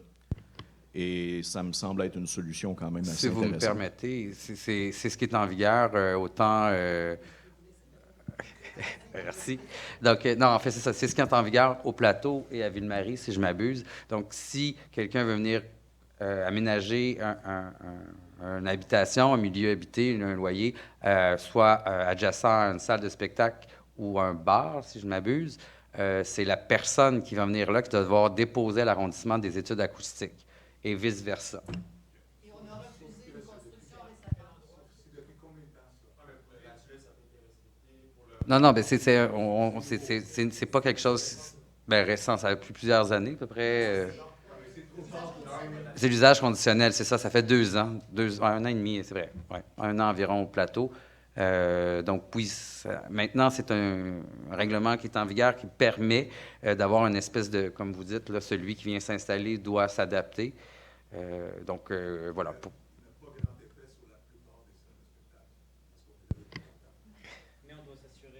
Au moins, on peut regarder au moins en avant ce genre de situation-là ne devrait plus se produire, en tout cas, n'avoir moins. Samuel, on doit quand même s'assurer, nous, à la Ville, que vous respectez le règlement actuel, puis l'agent de changement ne permet pas aux salles qui sont existantes de ne pas respecter le règlement d'une manière durable. Donc là, la modification du règlement, c'est pour vous assurer que vous êtes dans le règlement et que s'il y a un nouveau qui arrive, que lui doit s'adapter à ce qui est. Mais là, on est capable de garantir aujourd'hui que tout le monde respecte le règlement actuellement. On va passer. Il y a Gilles qui avait une question. On pourrait évoluer. Je voulais justement parler de l'agent de changement, là, mais l'article que vous parlez, je n'ai aucune idée de ce qu'on parle parce que je ne l'ai jamais vu, lu ou quoi que ce soit. Puis lorsque la politique de la vie nocturne a été déposée, c'est déjà quelque chose qu'on avait indiqué qui n'est pas inclus dans la politique de vie nocturne. Donc, je suis un peu surpris par savoir. J'aimerais bien savoir de quoi on parle pour que je puisse l'expliquer à mes membres. Je suis Gilles Paquette de la SDC du village. En fait, à Ville-Marie, ce qu'il faut comprendre, c'est dans le cadre réglementaire, dans le règlement d'urbanisme, en fait, il y a des dispositions pour la protection des usages sensibles. Donc, par exemple, un logement, il y a des dispositions qui font qu'on ne peut pas venir construire un bar juste à côté ou une salle de spectacle, puis qu'il y a un élément contigu qui touche le bar de la salle de spectacle, par exemple. Mais ça, c'est une disposition qui est là depuis quelques années, mais qui n'était pas à l'époque, par exemple, du La Tulipe ou de d'autres établissements qui sont là depuis des décennies. Ce n'était pas en vigueur à cette époque-là. Donc, cet article-là ne s'applique pas aux anciens, mais à tout nouvel établissement qui vient s'installer ou à tout nouveau bâtiment résidentiel qui vient se modifier puis qui viendrait créer une contiguïté avec un usage sensible versus un usage, on pourrait dire, qui peut émettre du bruit, là, qu'on parle d'un restaurant, d'un bar, d'une salle de spectacle. Mais là, il y a des dispositions pour venir protéger les usages sensibles, donc les habitations. OK. Mais ça n'aide pas les salles de spectacle qui sont c'est encore pour là. les nouveaux, c'est pour tout ce qui est nouveau, donc on ne peut pas revenir en arrière. En arrière, bien, là, il y a le projet de règlement qu'on vous présente là qui permet de passer, de changer de paradigme, donc du 0 à un 3 dB d'émergence. Donc, c'est le pas qu'on fait. Puis, c'est une étape là, parmi d'autres. OK. De là, notre demande encore que dans le règlement de d'urbanisme, on devrait avoir l'agent de changement inclus. Il faudrait que ça soit amendé. Parce que la difficulté que nous avons dans le village, c'est qu'il y a eu 2 dérogations de données à des édifices pour être modifiés ou reconstruits avec des résidences qui sont à côté des salles de spectacle. Et même si ces rénovations-là ont des obligations face au CCU, moi, j'ai bien peur que dans 5 ans, du fait qu'on n'a pas cette clause d'agent de changement ou encore qu'on n'a pas une déclaration de gens quérulents qui se plaignent, qu'on n'a pas un processus pour déterminer que vous êtes une personne quérulente et on vous n'autorise plus à faire des plaintes de bruit, on va rester dans les mêmes problématiques. Puis, je répète, là, il y a 2 endroits dans le village, sur la rue Sainte-Catherine, qui ont été autorisés par le CCU. Puis, j'ai bien peur que dans 5 ans, on va avoir des problèmes du même genre, parce que ce n'est pas inclus. Petite précision sur l'agent de changement. L'agent de changement est un principe. Donc, même si je mettais agent de changement dans un règlement, il ne tiendrait pas légalement devant un juge. Donc, ça, c'est important de le spécifier. 2, le principe d'agent de changement se retrouve dans la politique de vie nocturne qui a été adoptée en novembre dernier. Le travail qu'on est en train de faire avec chaque règlement, c'est cette façon-là, dans notre cadre, parce que la chose est un peu différente à Toronto par rapport à leur règlement, c'est que un règlement à la fois, on tente, autant au niveau de l'urbanisme, autant au niveau du bruit, de travailler à pouvoir appliquer ce principe d'agent de changement. Donc, pour moi, c'était juste important de préciser, puis je comprends le souhait au niveau de la clause, mais légalement, ça ne tient pas légalement, comme le principe d'agent de changement ne tient pas devant la loi dans notre contexte. Il faut prendre le temps de regarder les règlements qui vont permettre d'appliquer le principe d'agent de changement. Et si je ne m'abuse, dans le jugement qui a été rendu dans le cadre du dossier du La Tulipe, le juge a statué qu'il n'y a pas de droits acquis en matière de ce qui est considéré comme nuisance sonore. Donc, c'est ça qui fait que le principe de l'agent de changement ne serait pas nécessairement applicable face à la loi. Donc, c'est un principe qui serait intéressant, mais... Il faut être capable de l'appliquer à chaque réglementation. C'est pour ça que, à la lumière de ce jugement-là, on ne peut pas juste dire agent de changement. Ça veut dire, OK, il faut prendre les règlements, voir comment on le travaille pour assurer ce principe d'agent de changement-là. Donc, c'est plus long et plus compliqué, d'où pourquoi on dit qu'on y va avec une première étape, une deuxième et tranquillement, pas vite, pour pouvoir avoir ce principe d'agent de changement.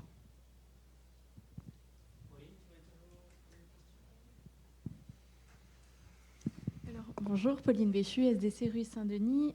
Monsieur Malo, vous avez mentionné la volonté de former vos policiers par rapport justement au fait d'instaurer un standard, entre guillemets, de perception du bruit. Est-ce que vous pouvez nous confirmer que ce travail va être effectué de pair avec l'arrondissement pour justement assurer la bonne compréhension de vos équipes des seuils et justement limiter les interprétations personnelles? Bon, en fait, oui, je peux vous le confirmer, comme quoi on travaille tout ce dossier-là avec l'arrondissement. Là. Alors, on va le faire, on va le poursuivre avec l'arrondissement, oui. Hi, do you mind if I speak in English? Okay, perfect. It's just a couple of different things that came up. Is there any consequences for neighbors that complain when it's false? Because we've had situations where there was someone just constantly doing that to cause us to close, and eventually we caught that it was false complaints. So is there going to be any regulation to try to also put the people that are causing venues to close for specific reasons, their own reasons, under certain restrictions? The next question is, we're talking a lot about sound systems and dBs regarding sound. And the most important thing which people complain about is when people go outside to smoke, when people are drinking and they're on drugs or whatever, they're out on the street outside the venues causing the sound. So no matter what the venues are doing to control noise from their part, they're also suddenly responsible for the behavior of people on the streets, which is also, in the perspective of us, not our responsibility because it's not in our venue, right? But then the complaints come because there's too many people outside, there's people smoking, being loud, and then it becomes bruit, becomes noise. So will there be any idea of regulating how we control or zone out areas or create something to barrier the sound of people smoking, create zones for people to smoke where it's safe, for example? Also, for the agents of change, let's say you open a venue and next door the place has been closed for a bunch of years with an older permit, and suddenly they want to open after you have your permit. Who does it become a priority to? The one that previously had a permit and was closed, or the newer business?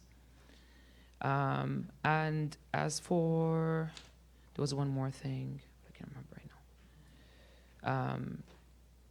For now, that's it. Let's start with that. Non, pas du tout. Si vous me permettez, je vais vous répondre en français. Mon anglais, je ne veux pas qu'il soit enregistré.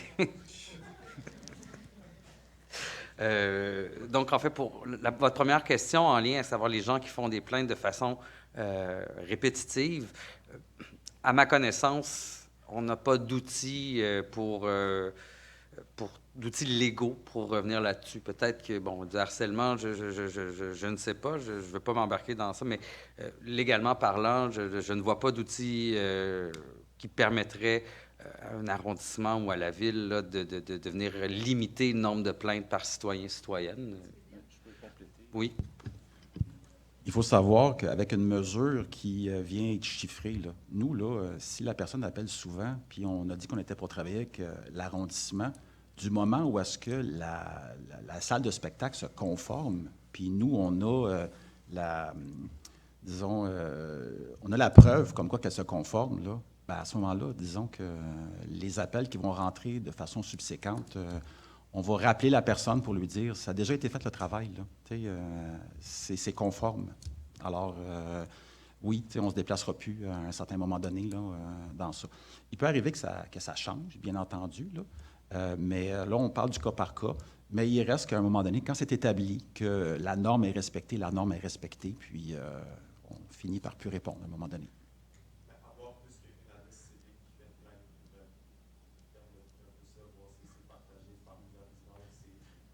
Oh, oui. Oui, tout à fait. Là. C'est quelque chose dans plusieurs sortes d'appels, là, souvent, là, de bruit ou de toute chose, de toute manifestation. Quand il y a juste une personne qui appelle, c'est un indicateur. C'est un indicateur d'un plaignant quérulent, c'est une personne qui est plus sensible. On a aussi chez nous des agents socio-communautaires qu'on peut mettre à profit. Il faut des fois aller voir un petit peu plus loin pour savoir qu'est-ce qui se passe là. Pourquoi cette sensibilité-là? Est-ce que c'est juste vraiment là, au niveau du bruit, pardon, ou il y a d'autres choses? Là? C'est notre travail d'évaluer ça. Qu'est-ce qui se passe là, plus en profondeur? Là? Pourquoi que la personne appelle toujours là, aussi?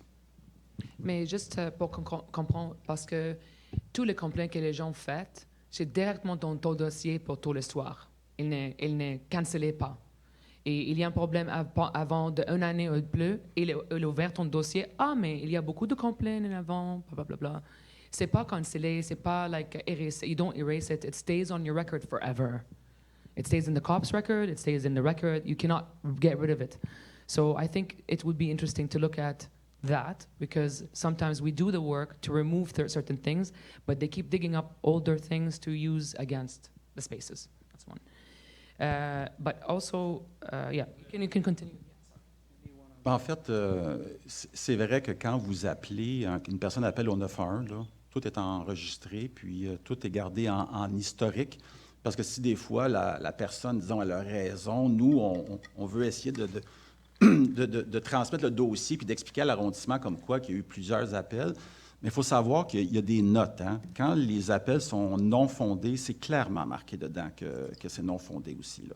Fait que oui, vous pourriez avoir, par exemple, 20 appels durant une année, mais il faut s'attarder vraiment à lire dans les appels qu'est-ce qui s'est passé. Puis moi, je le vois souvent parce que des fois, l'arrondissement nous demande, là, il se passe quoi avec tel établissement, puis peux-tu me donner un compte-rendu?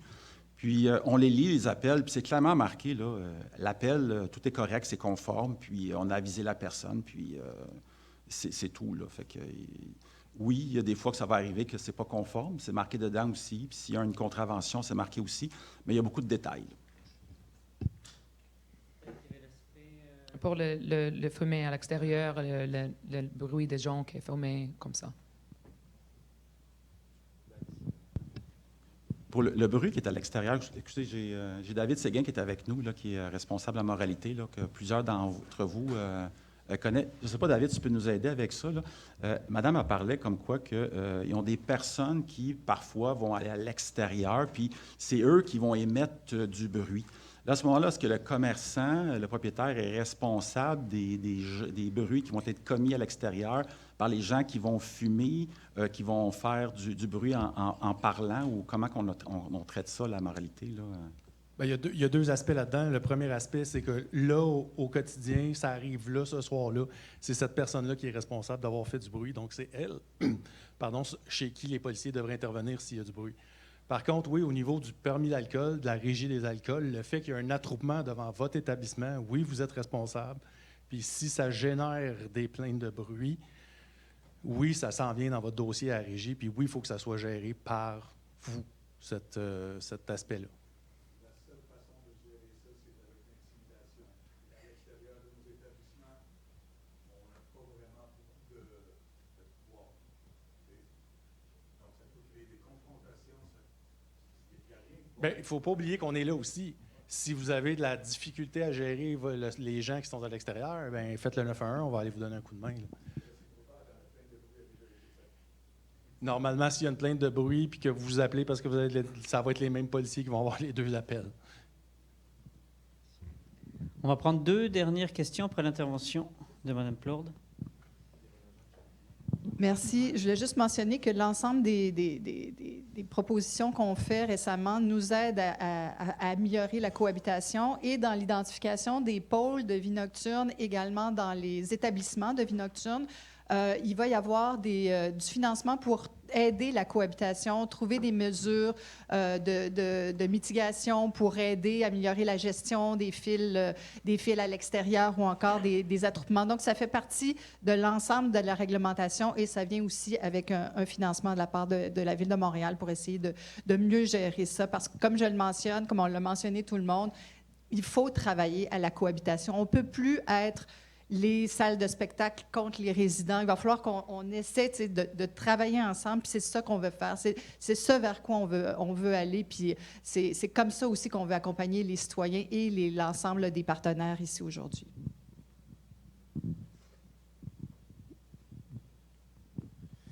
Oui, juste une question un peu plus technique. Par rapport aux 3 dB d'émergence, la prise de son va être faite où? Est-ce qu'on le sait exactement? Est-ce que c'est dans la chambre à coucher, dans la rue? Parce que là, on parle de la rue, bruit ambiant, on parle de la chambre à coucher. Est-ce que c'est juste dans les logements adjacents? Est-ce que c'est... Nous, je représente 3 théâtres, comme je le disais tout à l'heure, on a eu des plaintes, mais différentes à chaque endroit. Là, en ce moment, avec le théâtre Beamfield, anciennement le Corona, ils ont donné des permis de construction de condos collés sur notre salle de spectacle. C'est pas adjacent, mais c'est en face, donc ce serait pas... Donc là, je veux juste savoir, ce serait pris où? Qu'est-ce qui nous protège, en fait, à ce niveau-là? En fait, il y a 2 éléments là, qui sont pris en compte. C'est si le bâtiment, si le lieu habité est adjacent ou non à la salle. Lorsqu'il est adjacent à la salle, c'est-à-dire qu'on est dans un même bâtiment, comme mettons ici, ici, c'est pas une salle de spectacle, là, mais bon, on serait dans une salle de spectacle et à côté, on a un logement qui est mur adjacent. Donc, la mesure pour l'émergence va être prise à l'intérieur du logement dans ce cas-là. Si on est ici dans une salle de spectacle, et le logement est en avant. Donc, la mesure va être prise à l'extérieur. La méthodologie, le règlement, la deuxième partie, l'annexe au règlement, détermine comment le technicien ou la technicienne doit aller prendre les mesures. Mais c'est le principe de base. Si on est adjacent à la salle de spectacle, la mesure est prise à l'intérieur du lieu habité. On n'est pas adjacent à l'extérieur. En gros, il y a des détails là, pour faire simple, là, mais en gros, c'est la façon que les mesures vont être prises. Est-ce que je peux...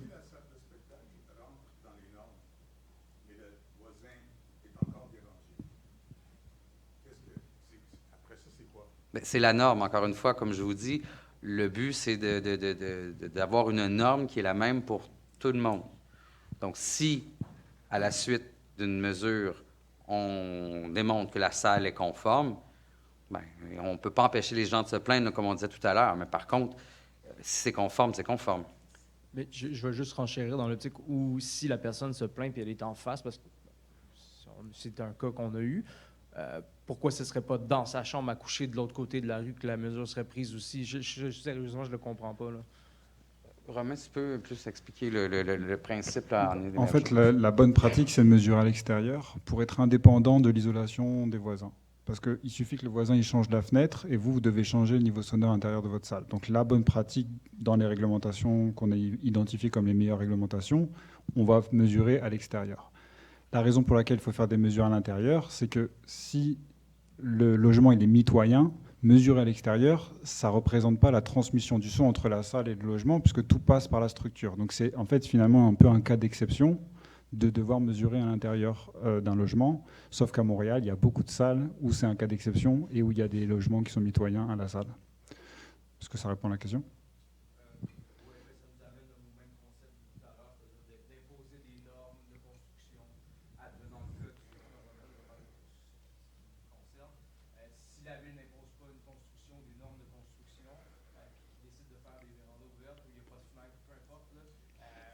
Ça, c'est un point que je pourrais rajouter, parce que moi, je travaille aussi beaucoup avec des promoteurs immobiliers. Et je travaille à la fois pour des salles et puis pour des gens qui développent des logements ou enfin, des habitations. Et notamment par rapport à l'agent de changement. Pour avoir un agent de changement, ça prend des normes objectives. Si moi, je suis mandaté par un constructeur, un architecte, un promoteur immobilier, si je n'ai pas une norme objective, finalement, on va juste dire, la salle ne doit pas faire de bruit à l'extérieur, on n'a rien à faire. en ayant tous les villes ou tous les pays qui ont un agent de changement, ils ont des normes objectives. Donc avec cette norme-là, finalement, c'est la première étape pour permettre un agent de changement. Et concrètement, moi, je vais faire des mesures, je vais calculer le type de fenêtrage, la taille des fenêtres, pour qu'il y ait un 3 dB. Alors, si on est à l'extérieur, c'est indépendant. Mais par exemple, si la ville veut rajouter dans leur processus de donner un permis de construction, ils pourraient très bien dire, on veut aussi une certaine émergence à l'intérieur. Donc ça, c'est la responsabilité de l'arrondissement au moment où ils vont donner un permis. Mais nous, en tant qu'experts en acoustique, on n'avait aucun outil pour finalement assurer un certain contrôle du bruit. Donc vraiment, ça, c'est, je pense, le point que je veux faire, c'est que techniquement, pour un agent de changement, ça prend des normes. Il n'y a pas un pays qui a un agent de changement qui n'a pas des normes objectives comme la norme qu'on est en train de proposer.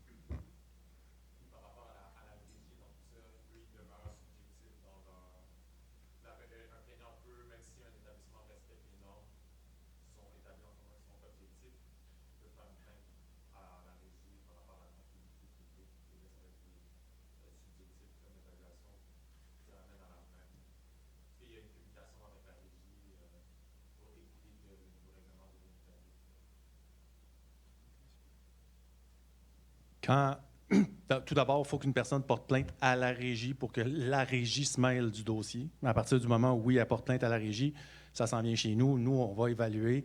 Puis c'est sûr que dans notre rapport, on va dire, voici, cette personne-là qui se plaint respecte les règles de... l'établissement respecte la nouvelle réglementation sur le bruit. Ceci dit, la régie n'est pas tenue de ne pas intervenir si la réglementation est respectée. Elle va quand même entendre le citoyen, puis il va quand même le rencontrer. Puis si ce citoyen-là, pour une raison X, vient témoigner à la régie, puis explique c'est quoi sa problématique, la régie pourrait intervenir. Ça veut dire quoi intervenir? Bien là, tout est... Mais ça ne veut pas dire qu'ils vont intervenir. Merci. Puis un travail entre la Ville de Montréal et la RACJ, justement, pour leur présenter nos différents travaux. Merci beaucoup. On a dépassé le temps. Oui, avec le micro, mais ce sera la dernière question. Là, on a une nouvelle séance à 13h. Merci.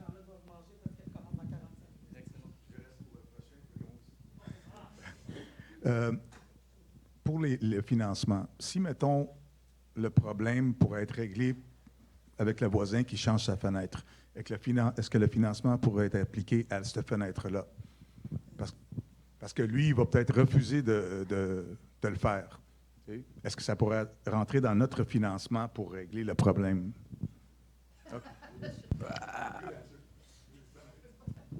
Ma connaissance, c'est pour les salles de spectacle. Là. Donc, Ça règle le problème de la salle de spectacle. si vous voulez le payer à votre voisin, ça vous appartient, mais...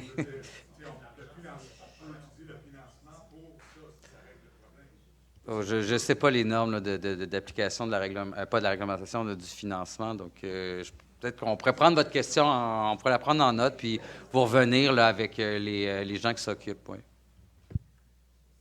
Madame Anaïs, voulez-vous faire un mot? Non? Excellent. Samuel, veux-tu fermer? Je vous remercie de votre écoute, de vos questions. En ligne, là, il y a toujours la foire aux questions. Si vous avez des questions, commentaires, quoi que ce soit, c'est sûr qu'en 1h30, on ne peut pas faire le tour, mais bon, vous avez jusqu'au 25 juillet, c'est ça, 25 juillet pour écrire vos commentaires en ligne. Par la suite, là, on va en tenir compte là, dans la réglementation là, à venir. Merci.